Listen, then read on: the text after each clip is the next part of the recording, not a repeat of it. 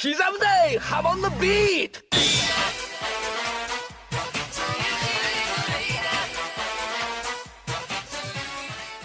Welcome back to another JoJo chapter review. This time we'll be taking a look at the 10th chapter of Crazy Diamond's Demonic Heartbreak, the prequel to Part 4 starring Josuke and Whole Horse. In the last chapter, the origins of this story's main villain Kariya were finally revealed, as well as his grandfather's connection to the vampires from Part 2 of JoJo. We also saw Josuke and Whole Horse confront Ryoko for having Boingo's book and it being stolen by Kariya. The chapter starts with Whole Horse breaking out of a dumpster that Josuke had just locked him in. While he's trying to track down Ryoko, he notices his watch is broken, which triggers a memory he had from near the end of Part 3. He wakes up in the hospital with Boingo after the end of their last fight, and wonders why Dio hasn't gotten rid of him yet. They deduce that the only reason they haven't been killed yet is that Dio is currently fighting the Joestars. They run away, which is something we saw a glimpse of back in Chapter 4, when they witnessed Kakuin's final emerald splash from the streets of Cairo.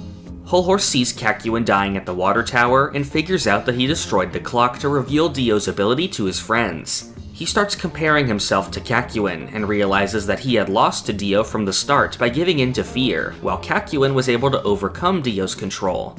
Back in the present, Whole Horse snaps out of it and hears Crazy Diamond in the distance. Then we go back in time a bit to Josuke's perspective. After seeing some feathers, he realizes that Pet Sounds is still alive, and questions how this is possible after Whole Horse supposedly shot it. He sees Ryoko on the ground and uses Crazy Diamond's ability to pull her over with a rope, but he realizes that it's actually Boingo knocked out and disguised as Ryoko. Pet Sounds appears and traps them both inside of a memory that took place in Egypt. Josuke realizes that because Pet Sounds is so close, the memory is much more vivid than usual. It's shown that this memory depicts the trainer of Pet Sounds and Pet Shop being killed by Dio when he tries to escape. Dio commands Pet Shop to attack with spikes of ice, with Josuke having to live through what happened to the trainer. With this, the chapter ends. Overall, I think this was yet another really strong chapter. As I've mentioned before, Whole Horse's role in the story so far has been my favorite aspect of it, and finally seeing the full story behind what happened after his fight in Part 3 was really great to see.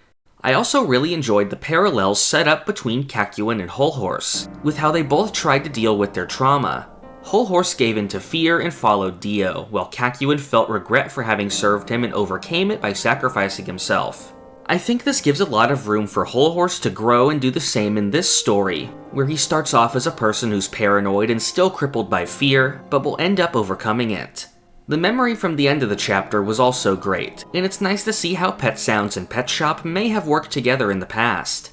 Most of all, what I'm excited to see in the upcoming chapters is the confrontation with Kariya, who is no doubt lurking nearby somewhere, as well as what will happen with Ryoko and how she'll finally get closure for her cousin's death. We also have a little bit of news arriving with this chapter, since next month the manga will be on hiatus, returning again in December. It has also been announced that the second volume will release on December 19th. As things stand now, I think the most likely scenario is that the story will be 3 volumes long, or about 15 chapters.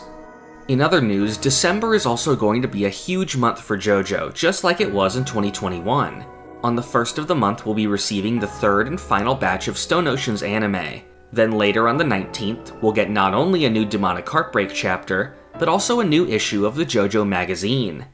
The first issue released earlier this year in March, and it contained a long list of interesting stuff, most notably a 71-page chapter of Thus Spoke Ushibe Rohan, as well as 2 original short stories by other authors, one focusing on Lisa after Part 2, and the other on Iggy and Avdol from before Part 3. Hopefully with the release of the new magazine, we could see another chapter from Araki, and possibly some hint as to when Part 9 might be coming. Not only that, but also on the same day, a new Thus Spoke Ushibe Rohan short story collection is releasing, compiling 2 previous Rohan short stories and including a new one by Ballad Kitaguni, one of the main writers for the collection, and the creator of one of my personal favorites, Kushagara, which we saw adapted into the Thus Spoke Ushibe Rohan TV drama. Speaking of that, the TV drama will be returning again for the 3rd year in a row with 3 more episodes. The exact dates aren't certain yet, but we can expect that it'll come out right at the end of the month, just like the first 2 seasons did. With all of this new stuff coming out, you can definitely expect videos from me going over all of them. differences videos for the anime and drama, reviews for any newly released chapters, and a summary of whatever else might be included in the new magazine. That's everything new I have for now. Like I said before, December's going to be the biggest month for JoJo in the past year, so keep up with the channel to see what I have in store then. If you want to be updated on new videos and chapters, join the Hum and Beat Discord using the link in the description. To receive rewards like Discord perks and some uncut videos, you can support the channel on Patreon. And finally, for future videos, subscribe to the channel. Thank you for watching. This is the part of the video where I thank my $5 and up patrons. Thank you to Alex Ramirez, Doorbell, Ashton Joseph Miller, Crayon, Rigo Vids, Zukato, Sentai, Pumpkin Doge, Marrow, Almighty Quarth, Oof, Cowrie, Halil, Gatlin Grove, Lime Jinjo, 17 Hit Combo, Phantom Kai, and Sponge Cake.